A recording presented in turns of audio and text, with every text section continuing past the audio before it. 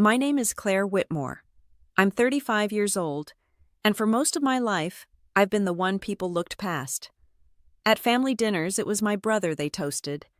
At holidays, it was his name on the big gifts, while mine got lost under the wrapping. Even now, when I walk into a room, all they see is this silver ring on my hand and laugh as if it proves I'll never measure up. But what they don't know is that this ring isn't a symbol of lack. It's the proof of everything I've built in silence. Tonight, in front of the very people who once mocked me, that silence will speak louder than any applause. And the question is, will they even recognize me when the truth arrives? I remember the glass doors of the Waldorf Astoria turning slowly, reflecting the warm glow of chandeliers. Walking through, I felt as though I had stepped onto a stage where every gesture, every look would be studied and judged. This was no ordinary charity event. It was a theater of wealth where the guests performed their roles with polished smiles and carefully chosen jewels. I wore something different. A simple black dress, square neckline fabric that caught no light. On my hand, a small silver ring, plain to anyone else, but grounding to me. My fingers brushed against it out of habit, a ritual I had carried for years. That ring reminded me that silence could be stronger than applause. As I moved past the tables, I heard the murmurs. Not loud, but pointed like needles slipping between seams. She looks like she came from a town meeting. Is that ring from a discount store? Their laughter was soft, polite, almost invisible to the untrained ear. I smiled faintly. They saw a cheap trinket, but I knew what it truly meant. Sometimes what seems worthless holds more value than anyone can guess. The waiter guided me to table 9, closer to the stage than I had expected. I glanced at the seating chart. My name was written over another, the ink darker, fresher. Someone had changed it last minute. Small details mattered here, and I noted it quietly. Rachel Morgan caught my eye from across the room. We had met in college years before her rise as a sharp PR strategist. Her hair was pulled back neatly, her stride purposeful. She leaned toward me in passing, her voice barely above a whisper. "Keep the ring. Tonight it'll do the talking." Then she disappeared again, absorbed into the crowd like a shadow with a plan. I sat down, and of course Ethan was already there. My older brother, polished as ever, lounged in his tuxedo. His cufflinks glittered in the candlelight, each movement deliberate, a display for whoever cared to notice. He looked at me briefly, then leaned toward the colleague beside him. "Can't even buy a real diamond ring," he said, just loud enough for everyone at the table to hear. The laughter came on cue, muffled behind napkins and crystal glasses. Polite but sharp. I set my napkin across my lap, the smile on my lips unchanged. "I like simple things," I replied, my voice steady. It wasn't a defense, just a statement. His colleague smirked. "Simple or not able to afford better?" Ethan chuckled, the warm kind of laugh that might sound charming to others. But I knew him, and he knew me. He had crafted the moment for one purpose: to make me small. The host's microphone crackled, pulling the room's attention. 1, 2, 3. Can you hear me? New York. The crowd chuckled, the sound breaking up the tension just enough. The stage lights shifted briefly, skimming our table before sliding away. My clutch vibrated softly. A message from Rachel: don't react. Let them believe they understand everything. I placed a hand over the silver ring and twisted it slightly, the way I always did when I needed to ground myself. Every time they laughed, I reminded myself where I stood in the story. And I knew this was not the ending. From the row behind us, I caught a reporter whispering to her partner. "Whitmore. Rumor says the name's on tonight's sponsor list. But which Whitmore?" Her gaze flicked to me, then down to the ring. I lifted my head, meeting her eyes with a calm smile. Let them guess. Let them wonder. Inside the words pulsed steady and sure. He thinks he's winning. But tonight has only just begun. The ballroom dimmed halfway, leaving the stage bathed in light. I sat still, but my mind drifted backward, as if the music itself carried me away. One moment I was holding a glass of red wine at the gala, the next, I was staring at a Christmas tree glowing in my parents' living room more than 20 years earlier. The tree nearly touched the ceiling, covered in blinking lights and ornaments collected over decades. The air smelled of pine and cinnamon, heavy and sweet. My mother, Linda, swept in with a tray of gingerbread cookies, her voice bright and eager. "Everyone, it's time to open gifts." Ethan, only 10, then raced toward the mountain of boxes wrapped in silver and gold. His name was scrawled across most of them. He tore the paper with both hands, revealing treasures one after another. An electric train set a sprawling Lego city, and finally, the crown jewel, a brand new Casio sports watch. "Wow, Ethan." Linda clapped her hands, her face glowing with pride. "My son, you deserve this." The future of the Whitmore family. "Charles." My father draped his arm over Ethan's shoulders. His voice carried the weight of certainty. "You'll make this family proud, son. One day you'll stand on the biggest stages." I stood off to the side, 9 years old, clutching a small package wrapped in old newspaper tied with a piece of ribbon I had found and saved. My hands trembled as I stepped forward. "I made this for you, Mom." Linda took the box, her smile polite but thin, like she was already preparing to move on. She unwrapped it carefully. Inside was a wooden frame I had carved myself, rough edges and uneven lines, but at the bottom I had etched the words, "Family First." Oh, a frame. "How thoughtful," she said softly. The words landed flat without weight. She set it on the side table, already reaching for her teacup. Ethan leaned closer, smirking. "Don't put it up, Mom. It'll ruin the room's look." A ripple of laughter moved around the room, Uncle's cousins, even a quiet chuckle from Linda, as though it was just a harmless joke. I froze, my fingers curling into the fabric of my dress. No one corrected him. No one defended me. The rest of the family crowded around Ethan as he strapped the watch onto his wrist. He pressed the side button, grinning. "Try the stopwatch, son," Charles said eagerly. "Let's see it work," Ethan puffed up, pressing the buttons with exaggerated flair. "See, perfect timing. Just like me." Linda laughed brightly, her voice full of pride. My brilliant boy, always destined for greatness. Every eye was on him. Every word of praise directed his way. And the frame I had made with such care, it lay forgotten under a plate of gingerbread cookies, as if it were nothing more than clutter on the table. That was the first time I realized something essential in my family worth was measured by labels and price tags. Effort, sincerity. Love, none of it mattered unless it was polished enough to impress outsiders. I sat down quietly, hands folded in my lap, refusing to let tears fall. I would not give them that satisfaction. My silence became my shield. My memory became my weapon. From that night on, I began to notice patterns. At school recitals, Ethan's solo always earned standing ovations from our parents, while my drawings pinned on the wall were barely acknowledged. At Sunday dinners, my father would ask Ethan about his grades, his ambitions, his dreams, while my own stories dissolved into thin air before I could finish them. It wasn't just neglect. It was a hierarchy set in stone, Ethan at the top. Me somewhere below, barely noticed. The Christmas tree sparkled behind him that night, casting shadows that danced across the room. He lifted his wrist again, the new watch ticking loudly in my ears. My frame sat alone, its wooden edges rough and plain, already forgotten. I whispered only to myself, "I will remember this." And I did. I remembered the way they looked through me, the way Ethan mocked me with no consequence, the way my parents let it slide because they believed his success would carry the family name further than mine ever could. Back in the Gala, the microphone popped, snapping me into the present. The stage lights brightened again, pulling me out of the memory. My hand moved instinctively to the silver ring, turning it slowly as if polishing an old truth. Henry's voice came to me, the man who would later shape my path. "Real value," he once told me, "doesn't always shine at first glance." I smiled faintly at the thought.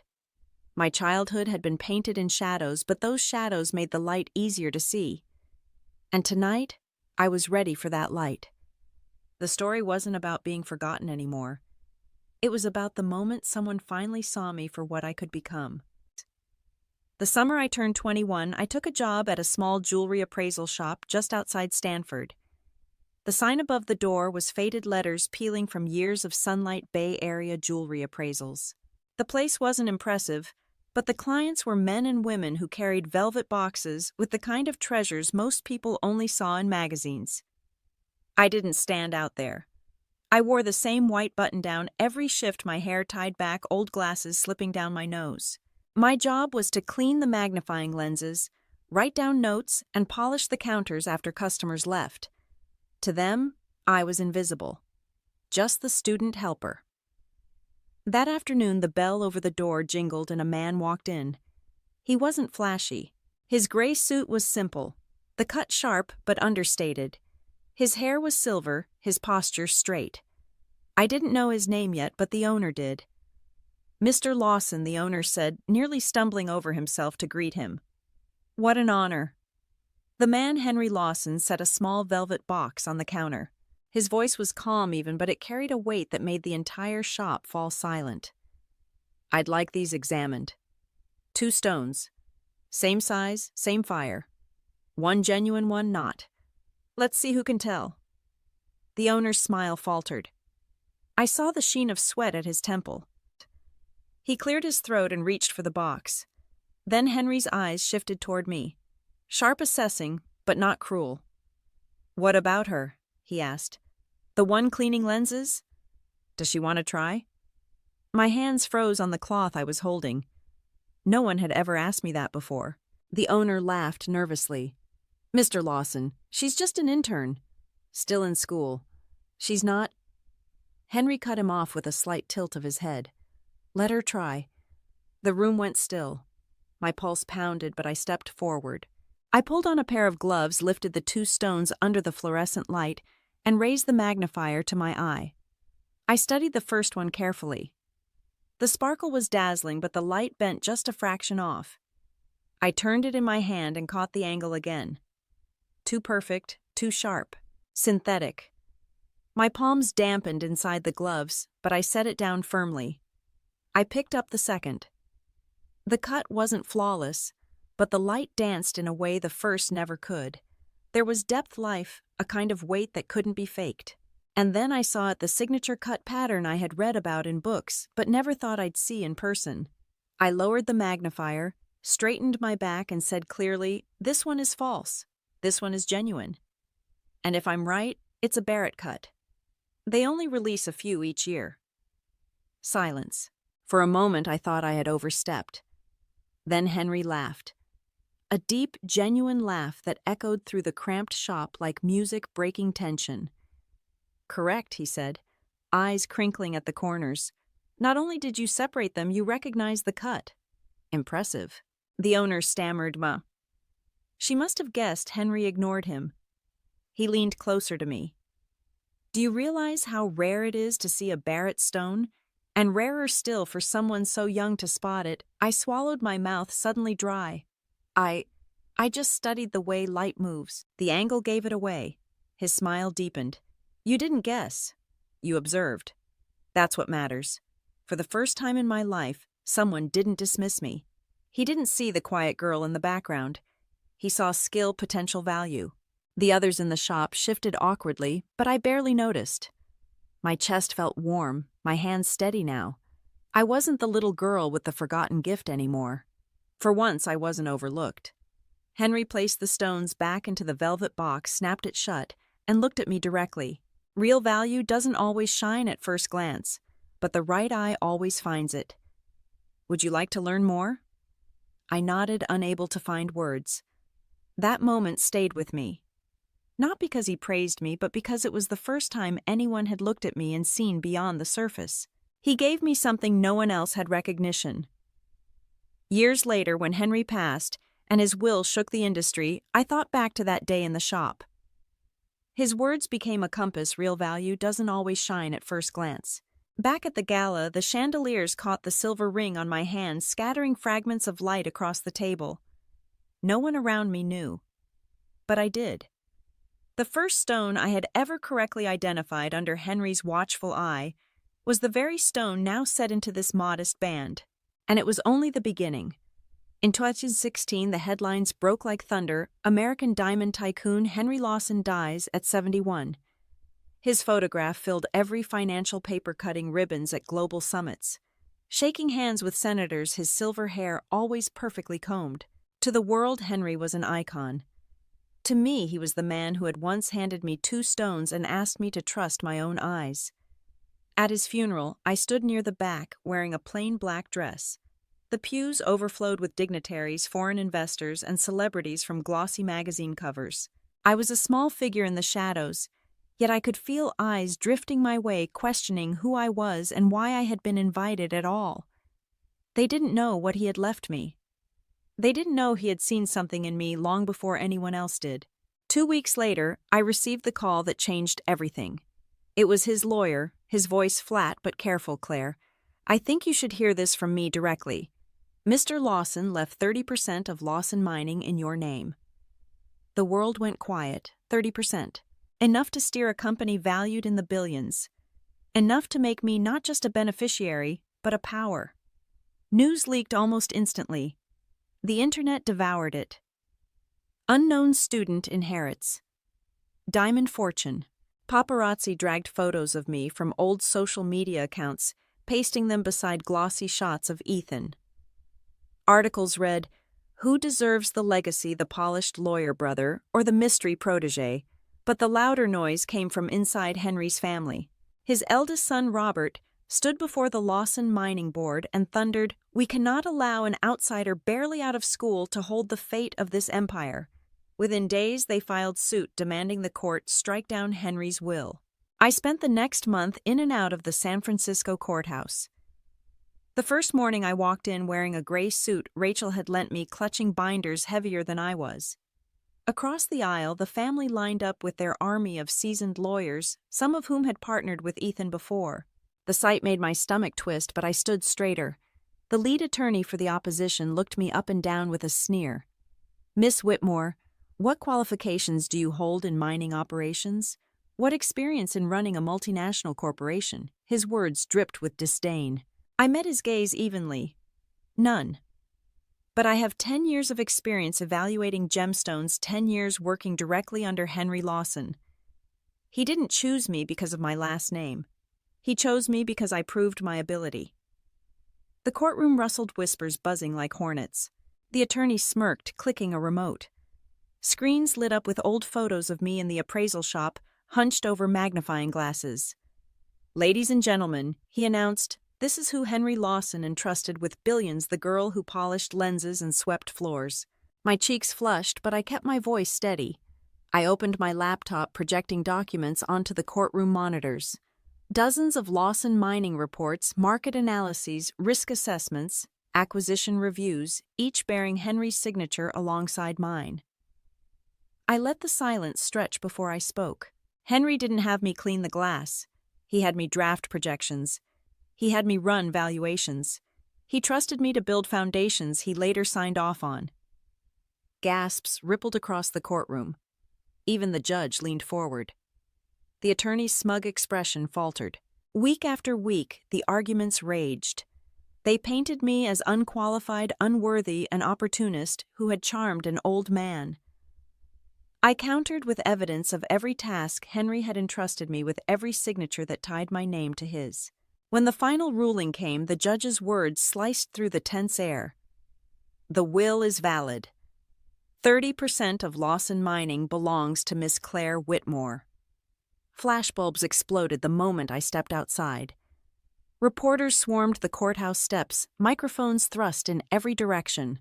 "Claire, do you have a message for the Lawson family?" someone shouted above the din. I paused, the cameras clicking like fireworks. Then I looked squarely into the lenses and said, "Henry Lawson never made mistakes about people." He saw true value where others refused to look. The crowd erupted, my words flashing across headlines within hours. But victory carried weight. A week later, I entered the headquarters of Lawson Mining as its newest major shareholder and CEO. Hundreds of employees turned their eyes toward me as I walked through the lobby. Their expressions were a cocktail of curiosity and skepticism, half waiting for me to stumble, half daring me to prove them wrong. The courtroom battle was over. But this was not a courtroom anymore. This was business. Here, every handshake was a test, and every glance could be a new war. And I knew the real fight had only just begun.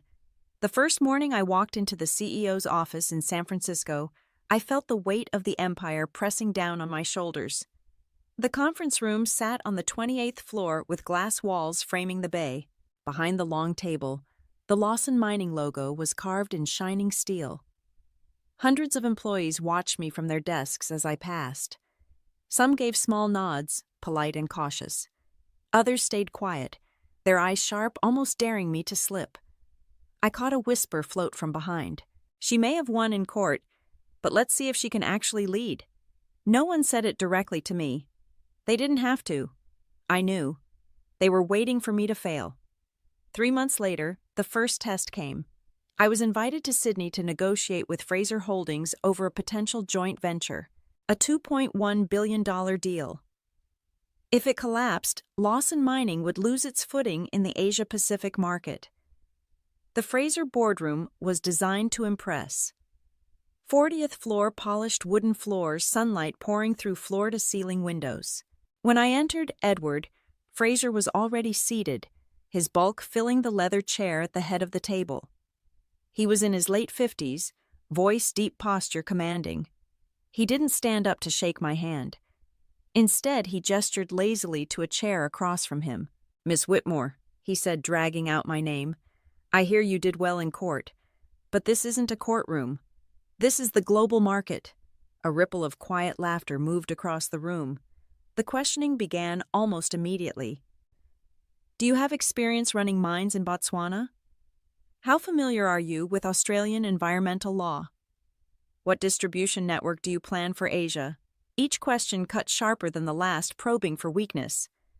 They wanted me to stumble to reveal that I was young, new, untested, and I could see it in their eyes, how they flicked down at my silver ring the same way others had, as if it confirmed that I didn't belong here. I answered one by one.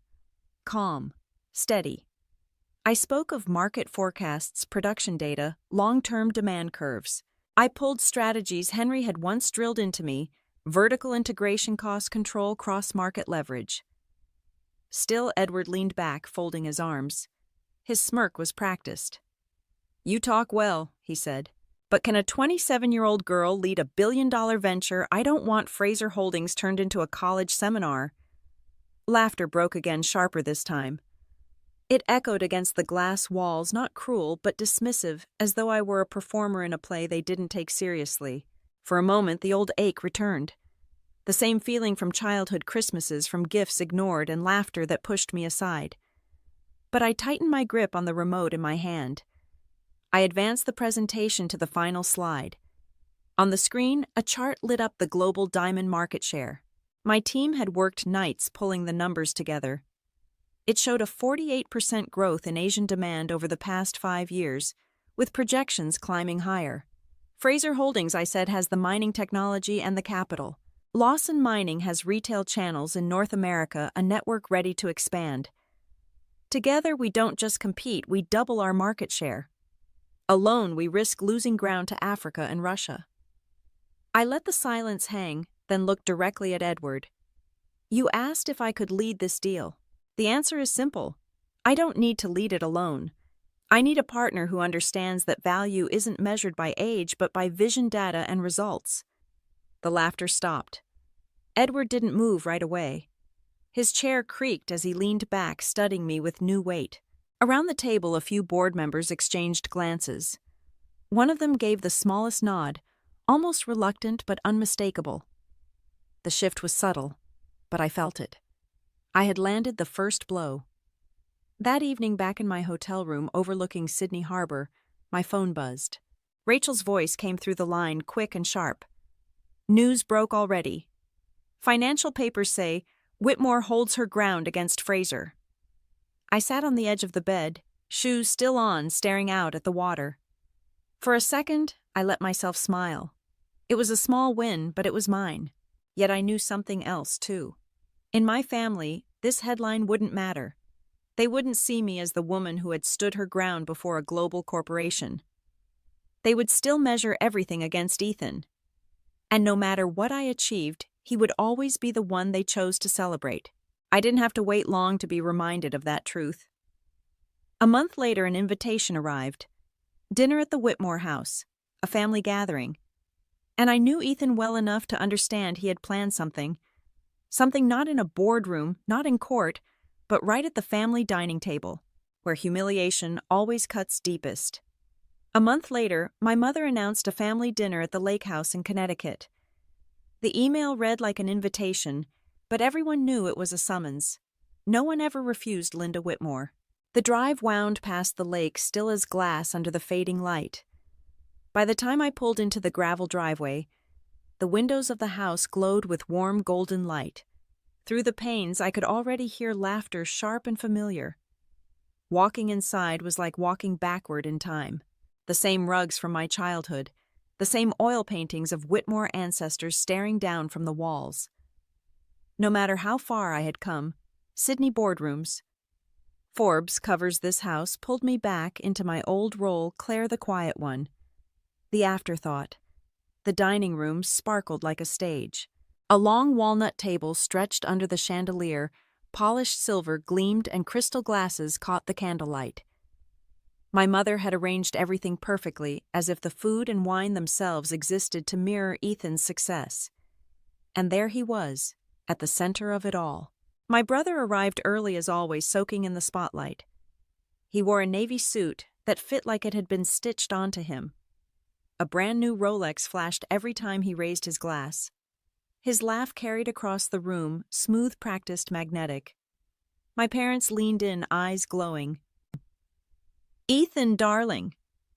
"Sit here," Linda said, pulling out the chair at the head of the table. She fussed over him, pressing a napkin into his lap like he was still a boy, instead of a nearly 40-year-old man. I slipped into my seat across from him. No one looked twice. I might as well have been invisible. Dinner began in a rhythm of courses and chatter. Wine poured freely, silver clinked against china. The conversation orbited Ethan as it always did. He told stories of Manhattan courtrooms, of judges who praised his arguments, of clients grateful for his brilliance. At last, my mother lifted her glass. "Ethan, I heard you won that case in Manhattan. Wonderful work." Her smile stretched wide, her voice rich with pride. Applause erupted around the table. My father slapped Ethan's shoulder, his voice booming. "Son, you are the pride of this family. The Whitmore name is safe with you." Glasses clinked. Cheers echoed. Every face shone at him. I sat still, hands folded on my lap, lips curved in the polite smile I had perfected years ago. No one mentioned Sydney. No one spoke of Fraser Holdings. No one recalled the Forbes headline. To them, those victories didn't count. Then Ethan turned his gaze across the table. He swirled his wine smirk, tugging at his mouth. "And what about our little sister?" His voice was casual, almost playful but sharp underneath. "Claire, are you still dabbling in jewelry appraisals?" Laughter rippled softly. Forks paused mid-air. Ethan leaned back, savoring the moment. "I heard you've got a thing for trinkets. Maybe you should apply at Sterling Jewelers. At least then you'd get to see real diamonds every day." This time the laughter was louder. My mother joined in, a sweet voice hiding its sting. "That's a thought.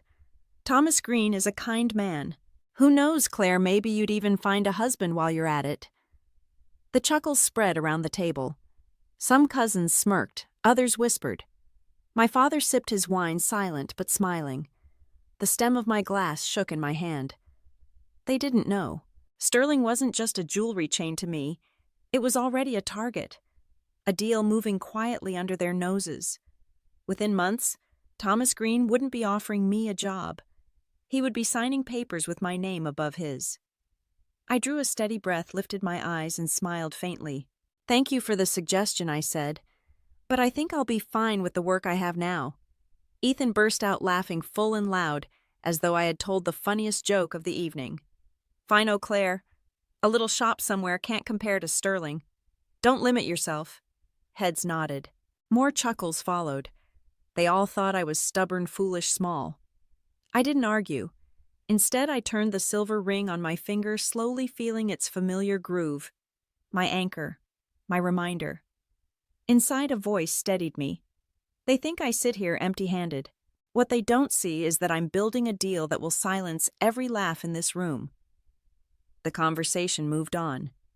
Ethan told another story, his gestures broad, his voice carrying like a man born for the spotlight. My parents hung on every word. Relatives leaned closer, eager for more. I let my gaze drift. The maple tree outside swayed in the autumn wind. The candle flames flickered. For a moment, I was outside of it all, an observer in my own family. Then a buzz inside my clutch. I slid the phone open under the table. A message from Rachel Sterling agreed to meet. "This is it, Claire. Be ready." The words lit up the screen like fire. I slipped the phone away and looked up. Ethan was basking his Rolex, catching the light, his smile wide. My parents watched him as though nothing else existed. I smiled, too small and knowing. This dinner was nothing more than a prelude. They thought tonight was Ethan's triumph. But soon, very soon, they would see. When the real stage lit up, no toast, no applause, no polished Rolex would be enough to protect him or them from the silence that follows humiliation. The conference room at Sterling's Chicago headquarters gleamed with calculated prestige. The marble floors, the brass logo in the lobby, the silence of employees passing by, all designed to remind visitors of a 100-year empire. To my family, Sterling was untouchable. To Ethan, it was the dream. And now I was here to buy it. The conference room stretched wide with glass walls overlooking the skyline. At the far end sat Thomas Green, Sterling's CEO. His suit was perfectly cut, his diamond ring catching the morning light with every move of his hand. Around him, a ring of advisors and lawyers, all men in identical gray suits. None stood when I walked in. Thomas gave me a smile that was equal parts welcome and mockery. "Claire Whitmore," he said, dragging the syllables. "The girl who lucked into her fortune. Quite a tale." I set down my laptop and notebook, my silver ring glinting faintly under the lights.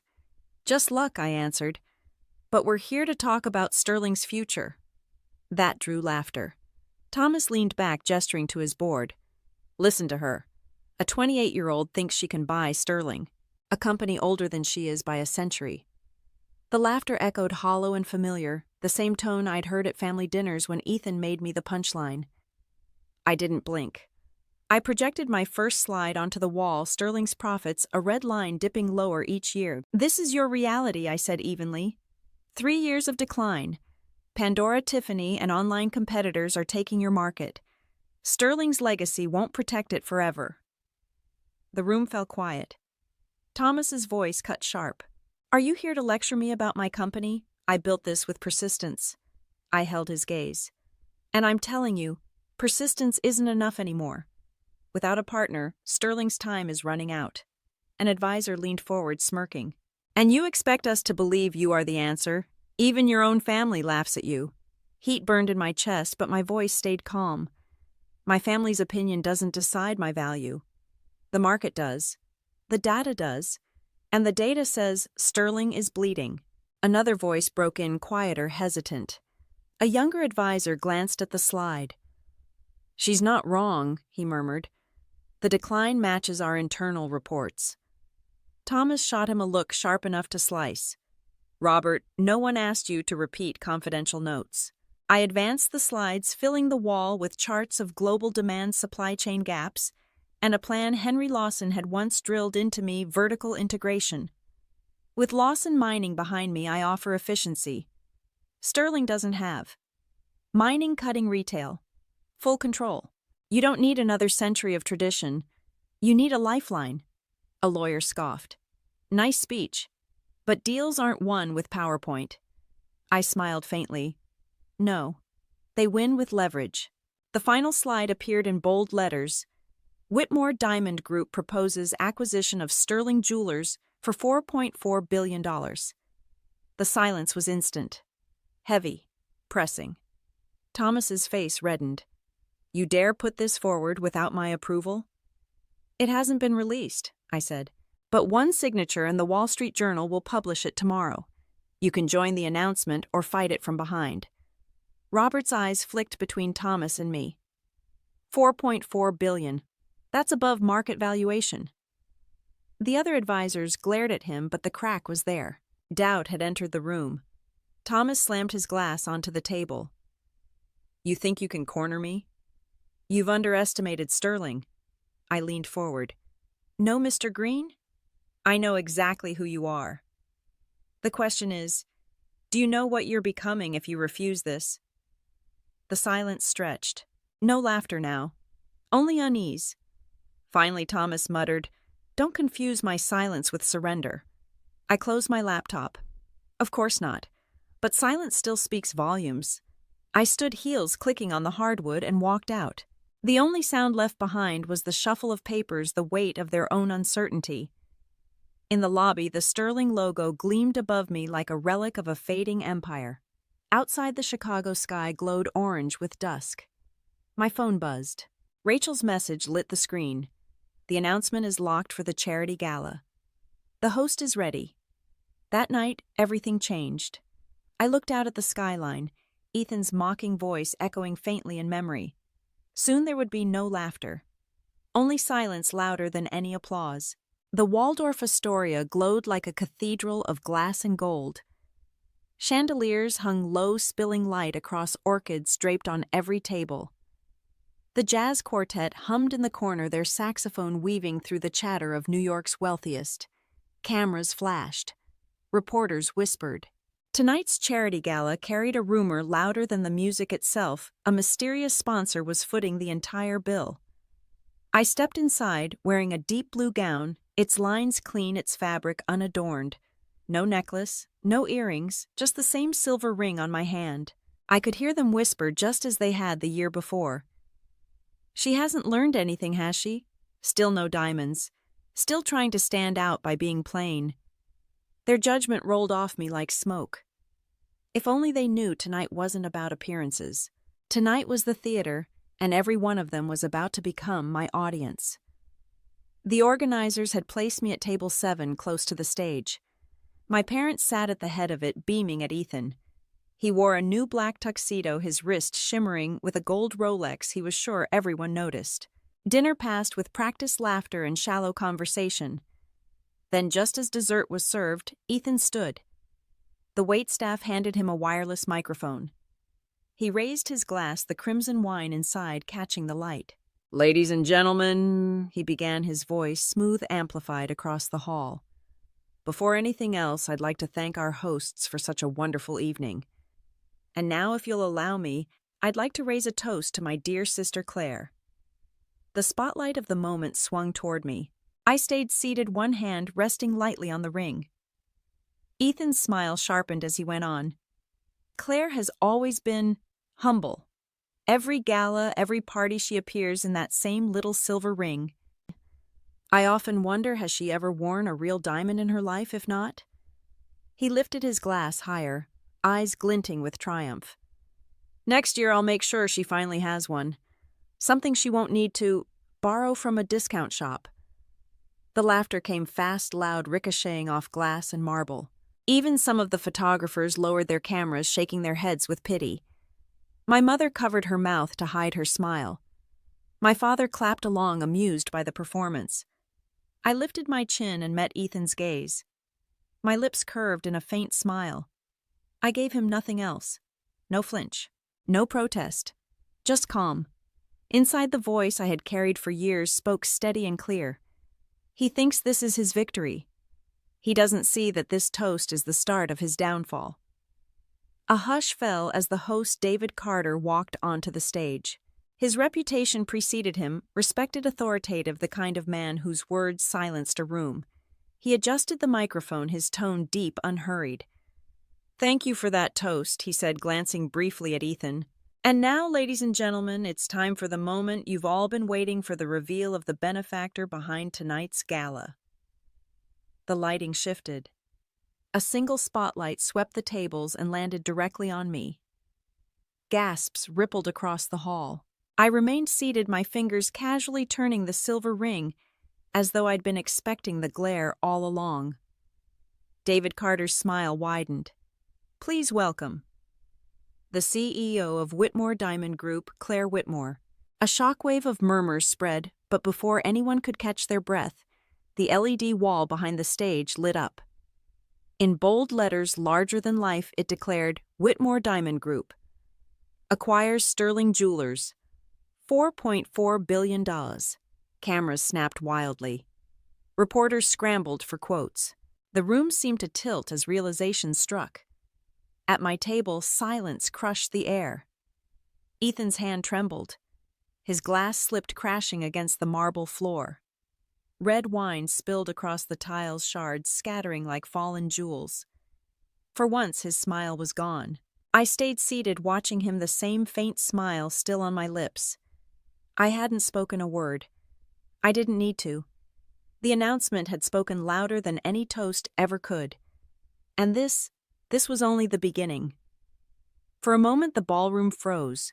The crash of Ethan's wine glass still echoed against the marble floor, sharp and final. No one moved. No one breathed. Then the silence cracked. Flashes erupted like fireworks. Reporters shouted over one another, their voices colliding in disbelief. Claire Whitmore, the CEO. Sterling Jewelers acquired. This is the deal of the year. The chandeliers above seemed to blaze brighter under the storm of attention. I stayed seated, fingers brushing the silver ring on my hand.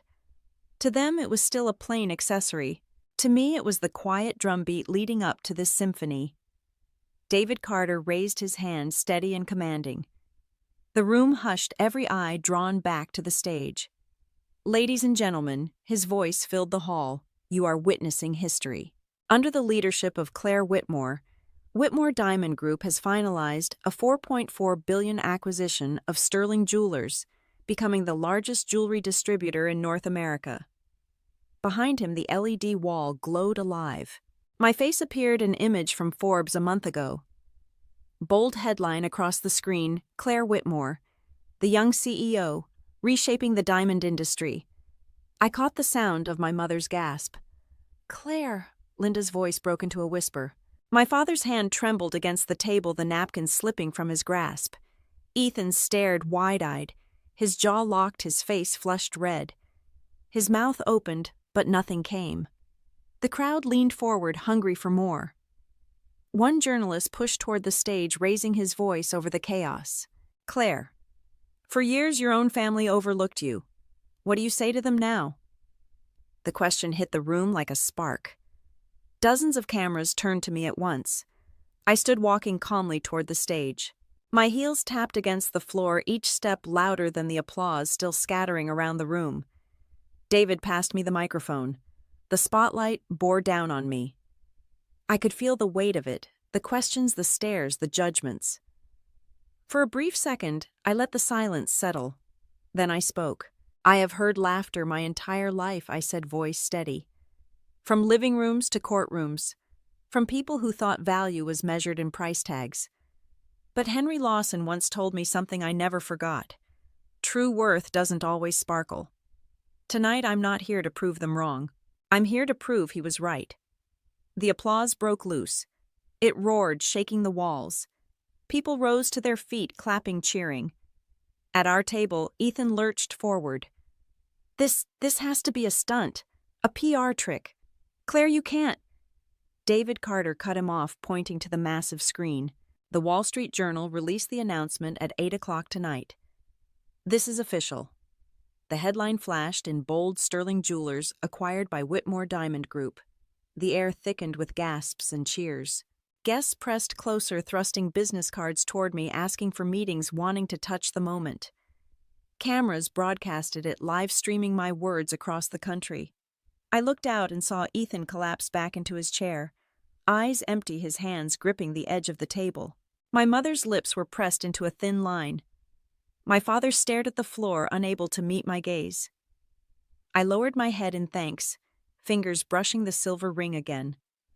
The ring that once drew sneers was now the symbol of an empire.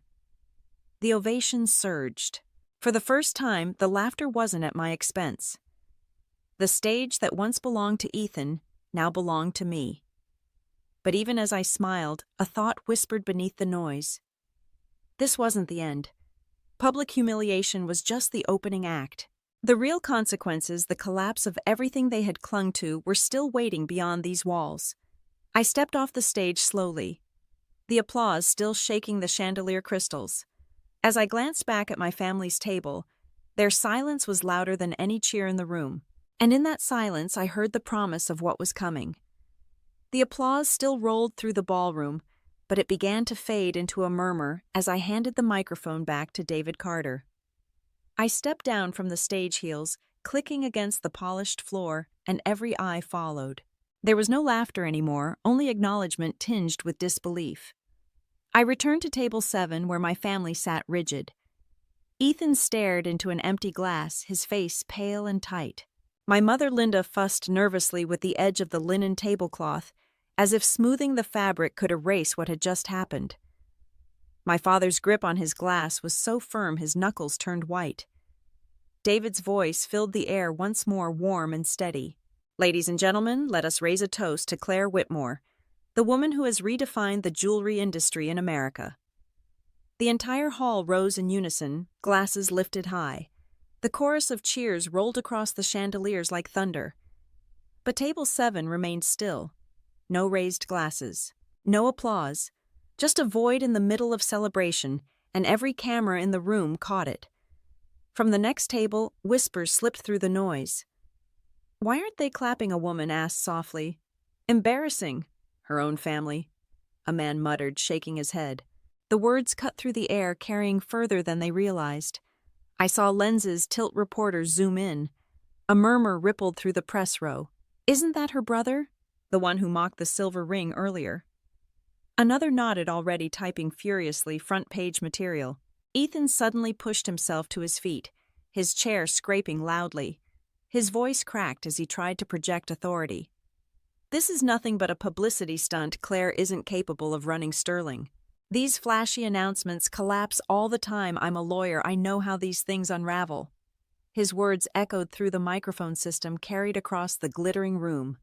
But instead of support, he was met with a wave of cold stares. David, still calm, lifted his hand. On cue, the technicians switched the LED screen behind the stage. The Wall Street Journal headline flashed in bold: "Sterling officially acquired by Whitmore Diamond Group. Signed 30 minutes before Gala." The timestamp glowed beneath the text. Gasps cut through the silence. Investors at nearby tables leaned toward one another, whispering, "He's lying. He just humiliated himself." Ethan's face was drained of color. His lips moved as no sound came. He sank slowly back into his chair, shrinking into the very spotlight he once tried to command. Linda, desperate to recover, rose shakily. Her voice trembled. "Claire, we are family. We should celebrate with each other." Ethan tried to add, his voice breaking. "She's turning everyone against us." I turned the silver ring on my finger, letting it catch the light. My smile was small but unyielding. "No, Ethan," I said quietly but firmly. "You did that yourself." The words landed heavy, slicing through the air, sharper than any headline. A stillness spread deeper than the applause had been moments ago.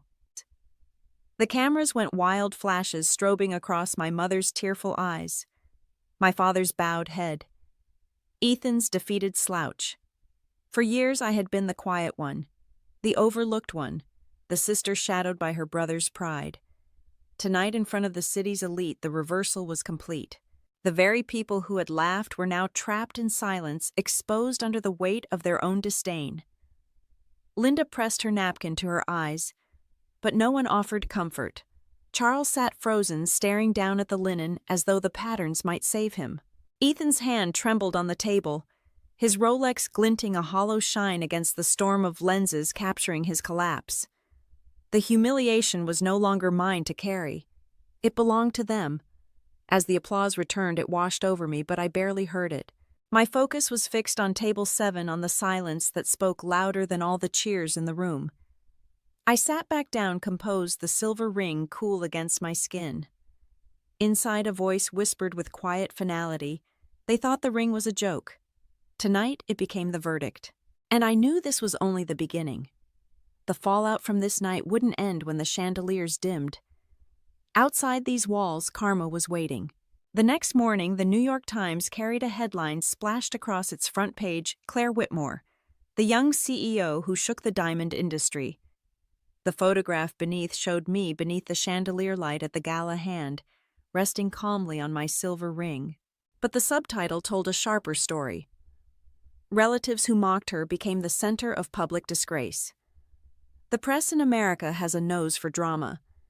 They didn't just want the deal. They wanted the family downfall behind it. And that was where karma began its work. Ethan was the first to fall. Within a week, 3 lucrative legal contracts collapsed. One of them was with Sterling Jewelers, the very company now folded under my group. Online, a clip of him toasting me at the gala, mocking my ring, and then being silenced by the LED announcement spread like wildfire. People cut it into memes, his voice sneering, "Can't even buy a real diamond ring," followed by the headline of a $4.4 billion acquisition. The hashtag, #CheapRing, trended on Twitter for days, but this time it wasn't aimed at me. It became a label stuck to him, a brand of humiliation no amount of courtroom victories could erase. My mother wasn't spared. In Connecticut's country club circles where Linda once reigned as queen of tea parties, whispers replaced admiration. The woman who belittled her daughter to elevate her son, they said. Invitations to luncheons dwindled, then stopped. The chair she had always reserved at the social club was quietly reassigned, and my father Charles saw his credibility crumble. He had spent decades boasting about Ethan at business conferences. But now colleagues leaned in and asked, "And what about Claire, the CEO of Whitmore Diamond Group? She's your daughter too, isn't she?" He forced a smile, but everyone knew the silence behind it. Meanwhile, my own face appeared everywhere. Forbes ran a cover titled "Diamond Queen Claire Whitmore and the Quiet Revolution." CNBC invited me on air. Each time I spoke about quiet wealth, about true value, the audience couldn't help but recall the gala clip, my family laughing at me only to be silenced seconds later. The contrast was irresistible. On one side, the poised young CEO respected globally. On the other, a family who had mocked her, now cast as symbols of arrogance blinded by pride. Even within our home, cracks widened. My phone buzzed constantly with messages from Linda. "Claire, please forgive us. We are still a family. Don't let the press tear us apart." I replied only once, "I didn't create this distance. The family did that long ago." The words ended the conversation. Her silence after was louder than any plea. But karma didn't just punish, it revealed. One morning, Sophia Green walked into my office. She was Thomas Green's daughter, my cousin, usually the mirror of her father's smug pride. But that day she wore a plain work dress, eyes lowered, humility replacing bravado. "Claire," she said quietly, "I want to learn from you. I don't want to end up like my father, or like Ethan. Will you teach me?" I studied her, and in her, I saw my younger self, the girl standing unnoticed in a jewelry appraisal shop, desperate for someone to see her worth. I nodded. Better late than never. But understand this, Sophia, value isn't handed down. You have to earn it. Her eyes glistened. I understand. And in that moment, I realized something I hadn't expected. Revenge wasn't only about making others pay. Sometimes it was about opening a door for those willing to step through, even if they carried the name of the people who once tried to shut me out. The gala had ended, but its echoes spread far beyond. The Whitmore family became a cautionary tale, a case study in arrogance, while I was hailed as the Diamond Queen. Yet inside me, I knew this story wasn't finished. Revenge felt incomplete if it ended with humiliation. To close the circle, I needed something more. Something lasting. Justice, not just triumph. That chance arrived with the next gala.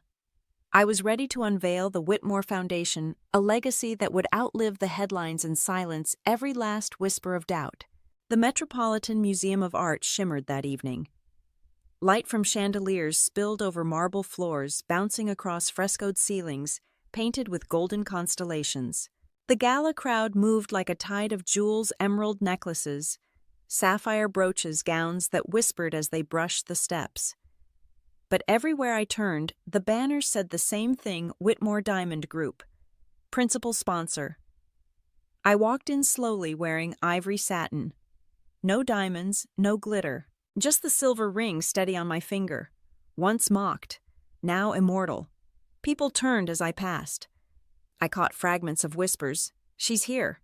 That's her, the one who took Sterling. Is she really that young? I smiled faintly. Kept walking.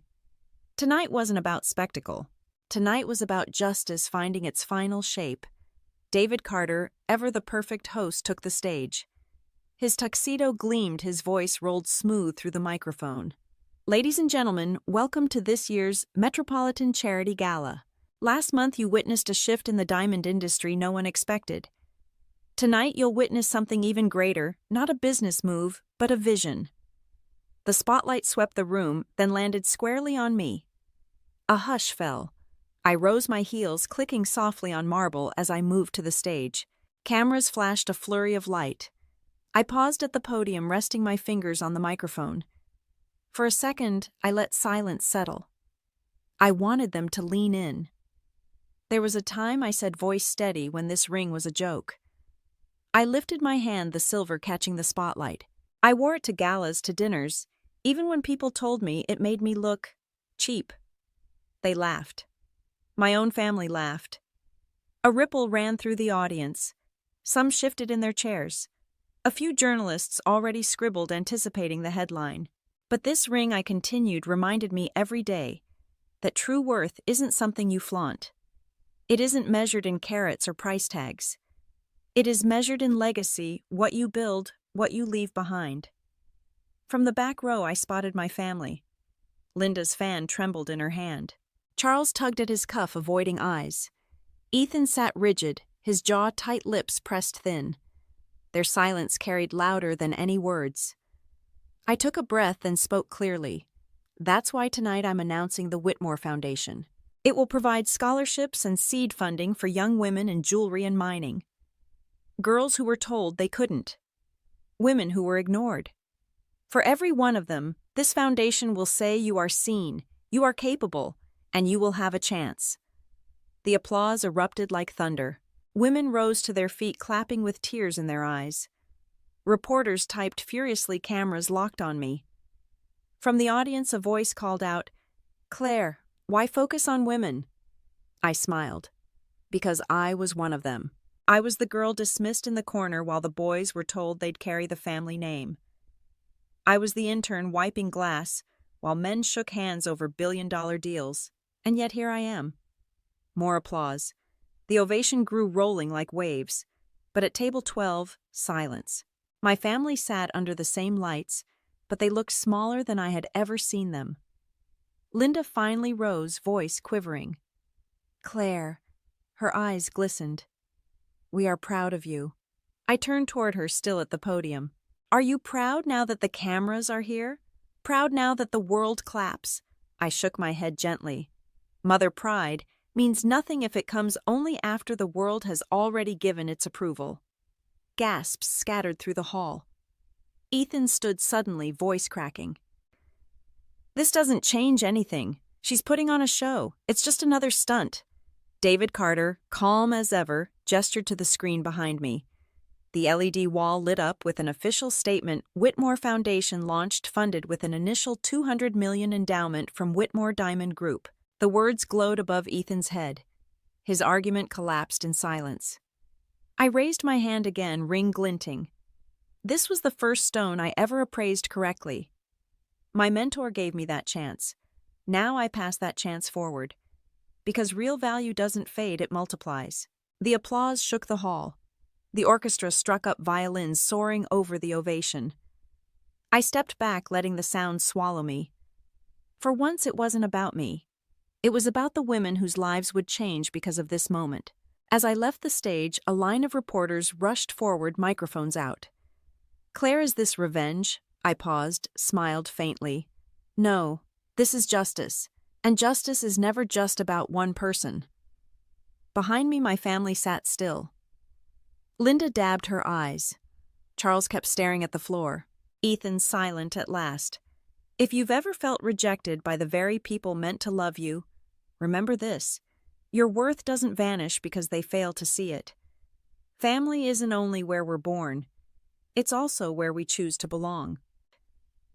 The path to self-acceptance may be long, but every step forward carries you closer to the life you deserve.